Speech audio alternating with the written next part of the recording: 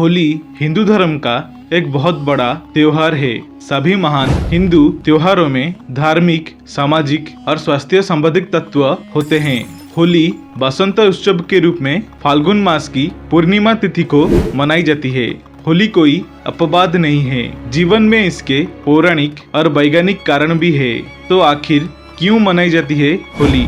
आज का इस वीडियो में हम जानेंगे होली मनाने का पीछे का पौराणिक तथ्य, उसके साथ साथ वैज्ञानिक तथ्यों के बारे में भी हम बात करेंगे। वीडियो में आगे बढ़ने से पहले अगर आप सच्चे सनातनी हैं तो वीडियो को लाइक और कमेंट सेक्शन में जय श्री कृष्ण अवश्य लिखना। वैसे तो हमें होली मनाने का 3 पौराणिक प्रमाण मिलता है, परंतु इसके पीछे का वैज्ञानिक कारण यह है कि हल्दी जैसे प्राकृतिक रंगों के प्रयोग का विज्ञान शरीर की सफाई और त्वचा पर अवांछित जमाव को दूर करना है।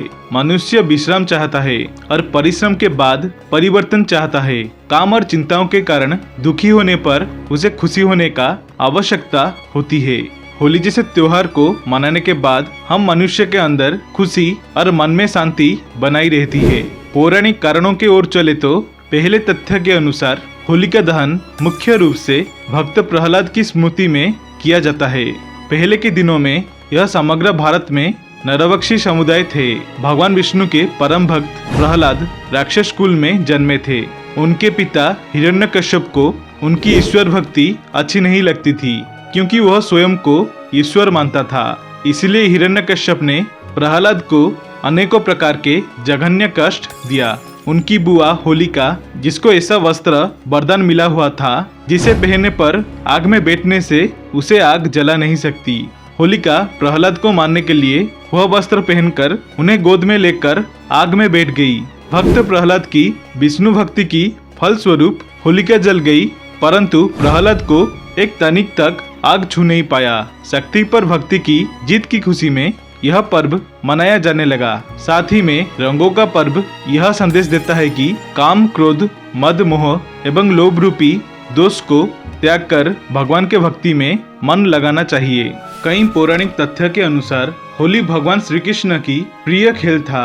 भगवान श्री कृष्ण भी होली खेलने में इच्छुक थे।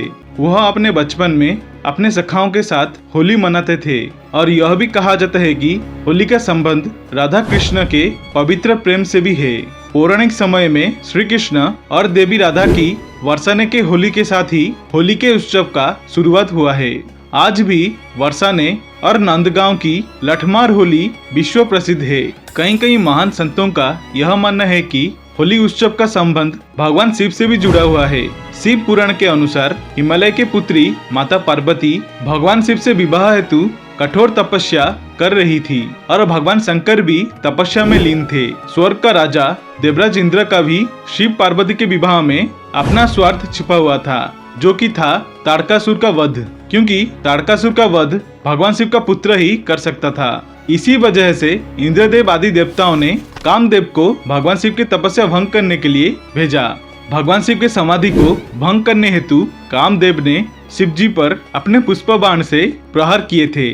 उस बाण से भगवान शिव के मन में प्रेम और काम के संचार होने के कारण उनकी समाधि भंग हो गई। इससे क्रोध होकर भगवान शिव ने अपना तीसरे नेत्र खोले और कामदेव को भस्म कर दिए।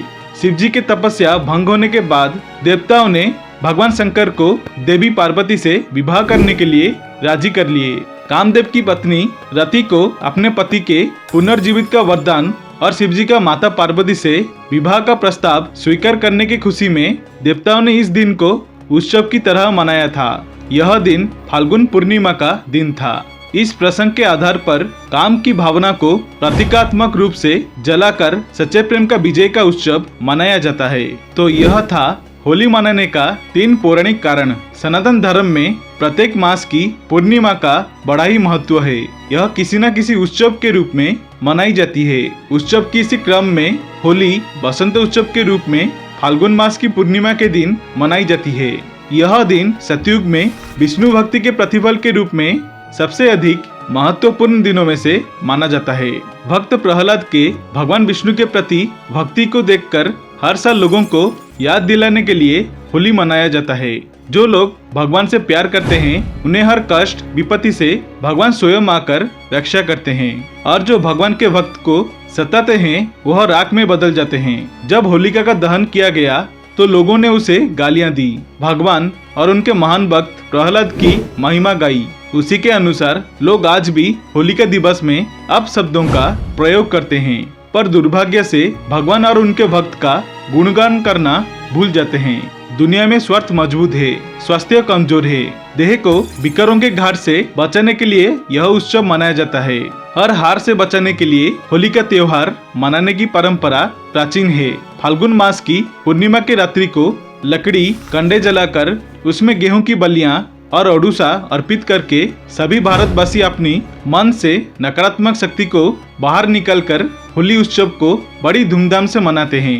यह एक वैदिक सनातन पर्व है।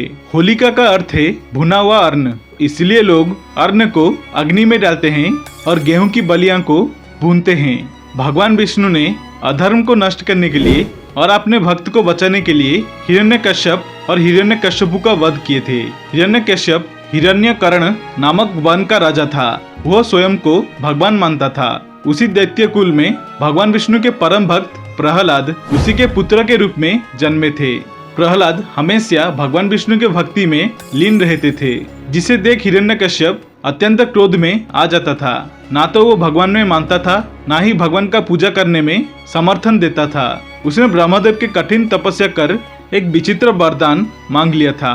यह वरदान के अनुसार ना उसे कोई मानव मार सकता है और ना ही कोई पशु, ना रात और ना ही दिन में उसकी मृत्यु होगी। उसे कोई भी ना घर के भीतर और ना बाहर मार सके। इतना ही नहीं, उसने यह भी मांगा था कि ना धरती पर और ना ही आकाश में, ना किसी अस्त्र से और किसी शस्त्र से उसकी वध हो।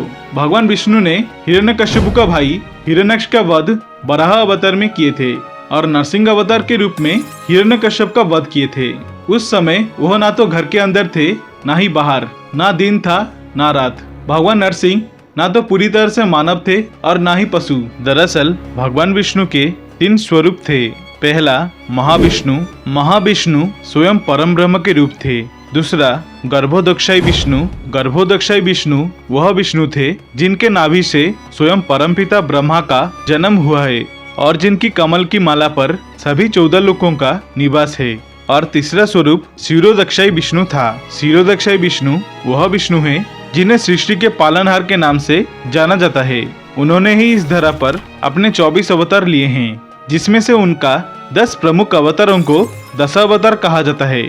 आशा करता हूँ आप सभी को ये वीडियो अच्छी लगी होगी। अगर अच्छी लगी तो वीडियो को लाइक, शेयर एंड सब्सक्राइब अवश्य करना और कमेंट सेक्शन में हर हर महादेव, जय श्री कृष्ण अवश्य लिखना। देखने के लिए धन्यवाद। ओम नमः शिवाय। जय भोलेनाथ।